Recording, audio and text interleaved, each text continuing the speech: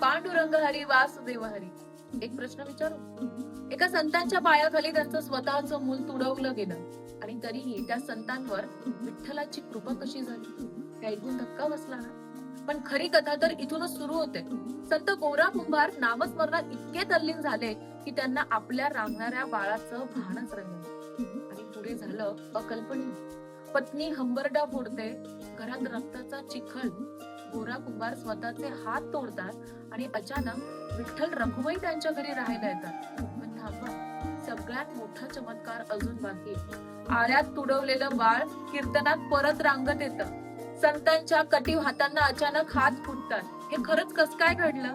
हा चमत्कार इतिहासात नोंदलेला आहे का? विठ्ठलाने गोरा कुंभारांनाच का निवडलं? आणि या घटनेनंतर गोरोबा काकांना संतांमध्ये सर्वोच्च स्थान कसं मिळालं? संपूर्ण माहिती जाणून घेण्यासाठी व्हिडिओची लिंक कमेंट बॉक्स मध्ये आणि बायो मध्ये दिली आहे. तेव्हा आमच्या सोल स्पिरिच्युअल युट्यूब चॅनलला आजच सबस्क्राईब करा आणि इंस्टाग्राम, फेसबुक पेजला फॉलो करायला विसरू नका.